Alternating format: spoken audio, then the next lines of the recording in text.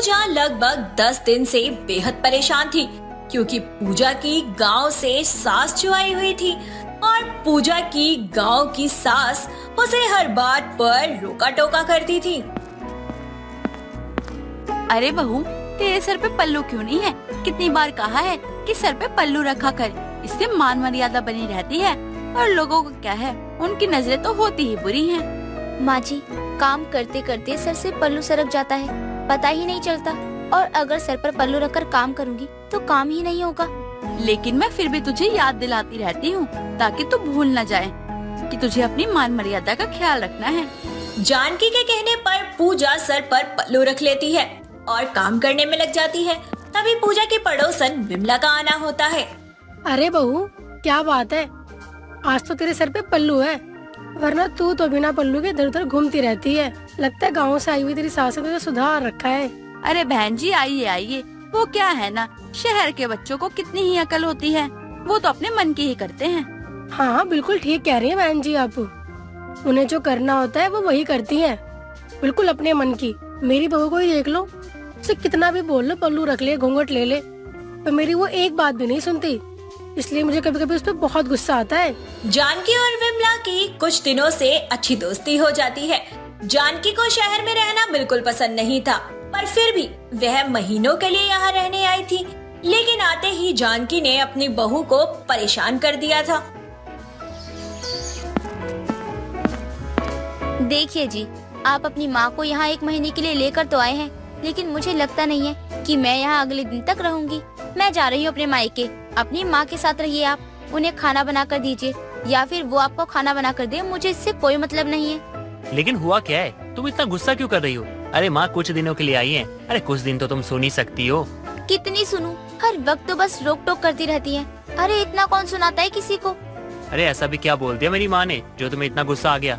यार, हर वक्त कहती हैं घूंघट कर ले सर पर, पल्लू रख ले, खाने में नमक नहीं है, आज पूजा नहीं की, आज ये नहीं किया, आज तू नहा ही नहीं है। अरे यार, हद होती है किसी बात की। अरे तुम तो जानती हो ना कि माँ गाँव की है, तुम माँ पर गुस्सा क्यों कर रही हो?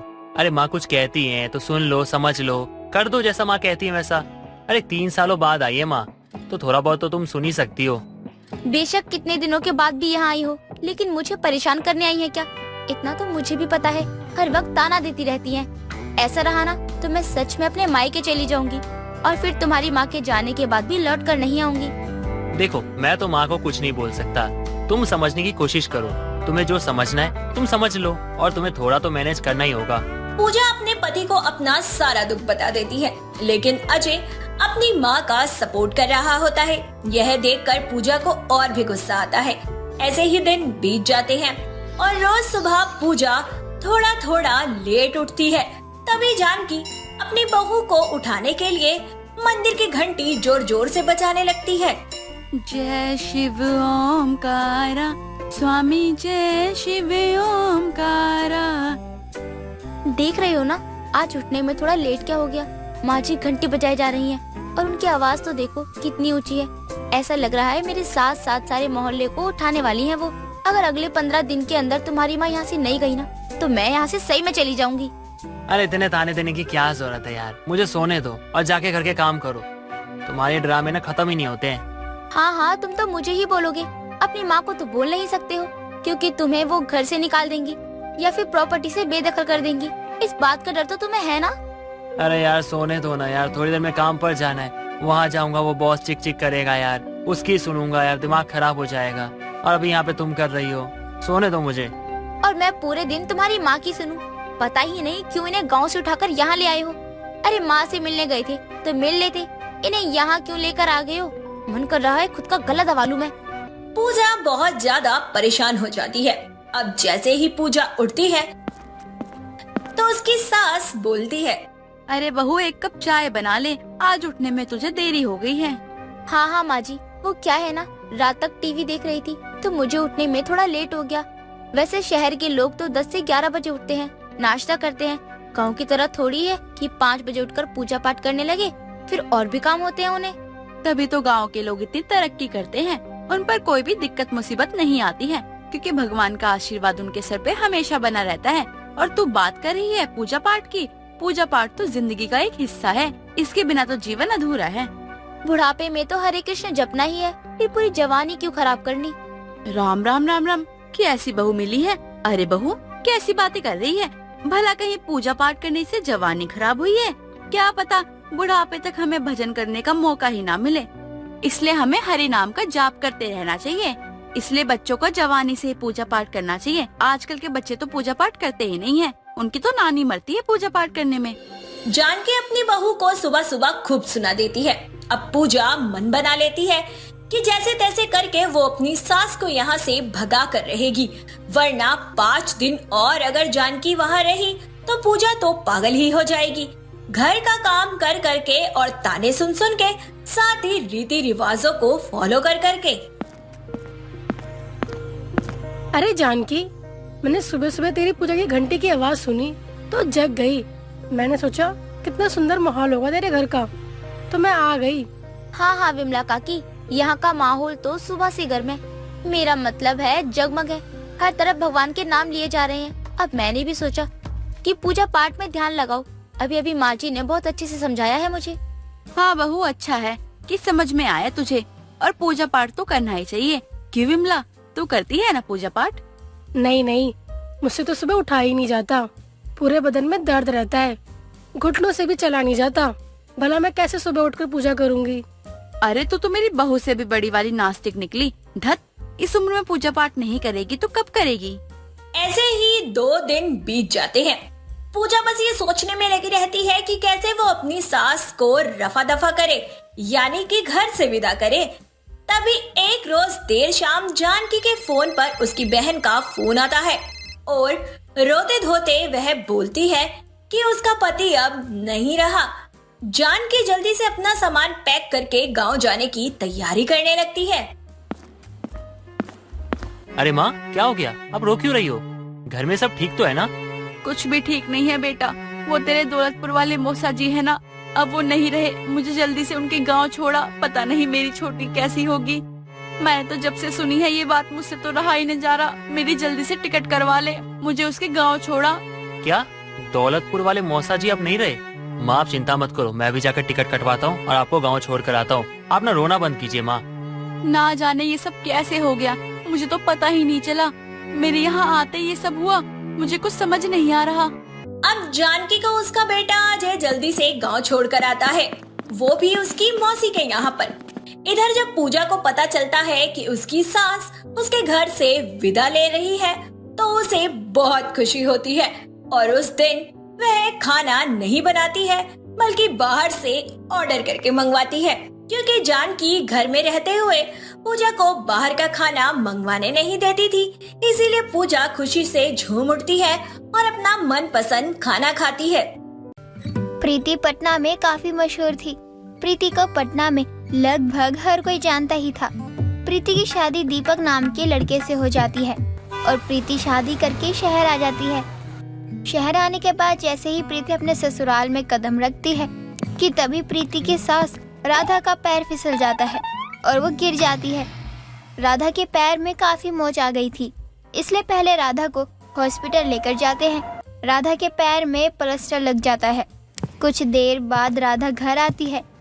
प्रीति दरवाजे से ही खड़ी आवाज लगाते हुए कहती है, अरे का हुआ अम्मा जी, हमारा स्वागत तो कर दीजिए। पटना से आई है बहू आपकी। पटना से बहू कहाँ, पनौती आई है। ससुराल में कदम रखते ही सास के पैर तोड़ दिए। माँ आप ये क्या कह रही हैं? इसमें प्रीति की क्या गलती है? माँ ये बस एक हादसा था और हादसा कभी भी किसी के साथ भी हो सकता है। अब इसके लिए प्रीति पे इल्जाम मत लगाइए। लो एक और पनौती हो गई। मेरा बेटा जो मेरा ही था वो अब इसका भी हो गया। जा दीपक, खुद ही ले आ अपनी पत्नी को घर के अंदर। इतना तो पता ही है ना कि मैं तेरी बीवी का स्वागत करने नहीं जा सकती। मेरे पैरों की हालत दिख ही रही होगी तुझे, या नहीं दिख रही है तो बता दे। नहीं नहीं माँ, आप बस आराम करो। प्रीति सब कुछ तो हो ही गया है, अब तुम बाहर क्यों खड़ी हो? अंदर आ ही जाओ। लो भैया, ई कोनो बात थोड़ी होती है। अगर अम्मा जी का पैर टूटा नहीं होता ना तो हम बिना अपना स्वागत करवाए घर में कदम नहीं रखते, बता रहे हैं। एक कदम रखा तो था तूने, उसमें ही इतना कुछ हो गया। अब पता नहीं अगर दूसरा कदम रखेगी तो क्या ही होगा मेरे घर में। आजा बहू, वहीं से बातें मत बना अब तू। प्रीति के अपने ससुराल आते ही काफी कुछ हो गया था। पैर टूट गया था उसकी सास का, ऊपर छत भी टूट गई थी। लेकिन अब भी प्रीति का टशन कहाँ ही कम होता है। ऐसे ही कई दिन निकल जाते हैं। राधा का अब हल्का हल्का पैर ठीक होने लगता है। कुछ दिनों बाद दीपक के ऑफिस में पार्टी होती है, तो दीपक घर आकर अपनी माँ और प्रीति को बताता है पार्टी के बारे में। हमारे ऑफिस में ना बहुत बड़ी पार्टी है। शायद मुझे लगता है ना इस बार मुझे प्रमोशन मिल ही जाएगा। मैं तो बहुत खुश हूँ।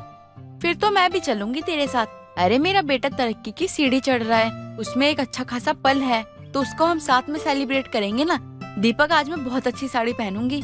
माँ आप तो मेरे साथ जरूर चलना। वैसे मेरा प्रमोशन तो पक्का है, क्योंकि ना मुझे पता चल चुका था कि मेरा प्रमोशन होने वाला है, और आज तो मेरे सर सबको बता देंगे। ई हुई ना बात। अरे हमारे आदमी है ही इतने अच्छे, ऊपर से इनकी पटना से आई मेहरारू भी तो इतनी अच्छी है। अम्मा जी आप हमको पनौती कहती है ना, देख लिया हमरे आने के बाद ही इनका प्रमोशन हो रहा है। अच्छा जी, ये भी ठीक है। मेरा बेटा बेचारा इतनी मेहनत करता है, घर आकर भी फ्री नहीं होता, तो उसकी मेहनत की तारीफ मत कर, बस खुद की तारीफ करती रह कि ये सब कुछ तेरी वजह से हुआ है। और नहीं तो का। अरे जब आप हमें पनौती बोलती हैं तब का आप 4 बार सोचकर बोलती हैं, नहीं ना? आपके तो मन में जो कुछ आता है मुंह फाड़ कर बोल देती है। तो अब कभी तारीफ भी कर दीजिए। अगर तू तारीफ के लायक होती ना तो बहू पहले मैं तेरी तारीफ कर चुकी होती, लेकिन तू है ही नहीं तारीफ के लायक। अम्मा जी आपको भी ससुर जी ऐसे ही बुलाते थे का? पनौती आ गई पनौती। बहू तू ज्यादा बोल रही है। अरे मेरे पति को मरे हुए 2 साल हो गए हैं, जरा तमीज से बात कर। और मैं उनके लिए पनौती तो बिल्कुल नहीं थी, बल्कि मैं उनके लिए तो चमकता तारा थी। तभी आपने ससुर जी को तारा बना दिया। अब नहीं दिख रहा होगा ना दीपक तुझे कि तेरी पत्नी की कैसी जुबान चल रही है, कैसे वो इतना फालतू बोले जा रही है। अब तो तुझे बस मेरी ही गलती दिख रही होगी कि मैंने कैसे बोला और कैसे नहीं। अरे प्रमोशन हो रहा है दीपक जी का, उनको अपनी फालतू बात में मत उलझाइए। अरे बस भी करो आप दोनों। आप दोनों में से कोई भी एक दूसरे से कम नहीं है। पहले झगड़ा करते हो, लड़ते हो, उसके बाद जब बात बहुत आगे चली जाती है, बात संभलती नहीं है, तो मुझे बुला के खींच लेते हो। अरे यार बस करो आप लोग। जाओ तैयार हो जाओ, मुझे अभी कुछ काम है, मैं थोड़ी देर में तैयार होने के लिए जाऊंगा। सब लोग तैयार होते हैं और दीपक के साथ पार्टी में चले जाते हैं। पार्टी काफी अच्छी थी, सब काफी मजे भी करते हैं। लेकिन जब ये अनाउंसमेंट होनी थी कि प्रमोशन हो रहा है, तो वहाँ दीपक को नौकरी से निकालने की अनाउंसमेंट हो जाती है। ये बात सुनकर सबकी शक्लें उतर जाती हैं। सब निराश होकर घर आ जाते हैं, और घर आते ही दीपक काफी उदास हो जाता है। ये देखकर राधा कहती है, देख लिया इस पनौती को अपने साथ लेकर जाने का नतीजा। मैं तुझे पहले ही कह रही थी, ये पटना से आई बहू नहीं बल्कि पनौती है पनौती। आज तुझे प्रमोशन मिलने वाला था, लेकिन तेरी नौकरी ही चली गई। राधा काफी खरी खोटी सुनाती है। घर का माहौल पहले से ही इतना खराब था, इसलिए प्रीति कुछ नहीं कहती है। कहीं ना कहीं अब दीपक के मन में भी ये बात आने लगी थी कि ये सब कुछ बस प्रीति की वजह से हो रहा है, क्योंकि अब तक कोई भी अच्छी खबर नहीं आई थी। ऐसे ही कई दिन निकल जाते हैं। कुछ दिनों बाद प्रीति और राधा दोनों ही बाजार से सब्जियां लेकर घर आ रहे होते हैं। तभी राधा नाले में गिर जाती है। अरे अम्मा जी आप अपने घर में आखिरकार पहुंच ही गई। वैसे आपका घर तो बहुत ही बढ़िया है। अच्छा अब हम जाए का? आपको तो अपने घर में ही रहना होगा ना। बहू तुझे हंसी आ रही है? मैं यहाँ नाले में गिर गई हूँ, मेरी मदद कर, मुझे इस नाले से निकाल, इतनी गंदी बदबू आ रही है इसमें से। अम्मा जी आप में से तो नाले से भी ज्यादा गंदी बदबू आती है, आपको तो फिर भी नाला खुशबूदार ही लग रहा होगा ना। बहू बहुत हो रहा है तेरा, मुझे निकाल यहाँ से। मेरे से तो एक गलती होगी कि मैं तेरे साथ आई हूँ यहाँ पर। मुझे पता ही था कि तू पनौती है, फिर भी पता नहीं क्या सोच के मैं तेरे साथ आई हूँ। अम्मा जी अगर आपने फिर से एक बार हमें पनौती बोल दिया ना, फिर तो कुछ क्यों ना हो जाए, हम आपको बाहर नहीं निकालने वाले। पटना की है हम, ऐसे ही कोई हमको कुछ नहीं बोल सकता। अरे बहू तो गुस्सा हो गई, मैं तो मजाक कर रही थी। तू कहाँ पनौती है? वो तो मैं तेरी सास हूँ ना, इसलिए बस मैं रौब दिखाती रहती हूँ। बाकी तो बहुत अच्छी है, अब मेरी मदद कर दे बहू। प्रीति अपनी सास को नाले से निकालती है और फिर दोनों घर जाते हैं। अपनी माँ को इतना गंदा देखकर दीपक भी हैरान हो जाता है और अपनी माँ से कहता है, माँ ये कहाँ आप नाले से होली खेल के आ रही हो? ये सब तेरी इस पटना से आई पनौती बहू की वजह से हो रहा है। तुझे मेरी बात पर यकीन नहीं हो भले, लेकिन मुझे अच्छे से पता है, जब से ये आई है तब से कुछ न कुछ हो ही रहा है। देख रहे हैं ना आप दीपक जी, अम्मा जी का बकर बकर कर रही हैं। प्रीति, शायद तुम्हें मेरी बात बहुत बुरी लग जाए, लेकिन माँ सच कह रही है, तुम ना पनौती हो। जब से तुम आई हो ना, हमारे घर में सब कुछ बुरा ही बुरा हो रहा है। अपने पति के मुंह से ये सब सुनने के बाद प्रीति को काफी ज्यादा बुरा लगता है, इसलिए वो घर छोड़ने का फैसला कर लेती है। प्रीति अपना सामान लेकर कमरे से बाहर आती है। अरे प्रीति, ये सामान लेकर क्यों आई हो? तुम कहीं जा रही हो क्या? देखिए, हम भले ही मुंहफट है, कुछ भी बोल देते हैं, लेकिन हम ही नहीं चाहते कि हमारी वजह से किसी को भी कोनो परेशानी हो। हमरे ही घर वालों को ये लगता है कि हम पनौती हैं, तो हम ही घर में रहकर और पनौती नहीं फैला सकते। ई खातिर हम ही घर छोड़कर जा रहे हैं। प्रीति जाने को कह ही रही होती है कि तभी दीपक को एक बहुत बड़ी कंपनी से नौकरी का ऑफर आ जाता है। साथ ही राधा भी बाहर आती है। माँ माँ माँ माँ, मेरी जो ड्रीम जॉब थी ना, जिस कंपनी में मुझे काम करना था, उस कंपनी से जॉब का ऑफर आया है। मुझे माफ कर दो प्रीति, मैंने तुम्हें बहुत गलत समझा। हाँ बहू, तू पनौती नहीं बल्कि लक्ष्मी है, लक्ष्मी। सबको अपनी गलती का एहसास होता है। पटना की आई बहू फिर यहाँ भी अपना अनोखा अंदाज दिखाती है।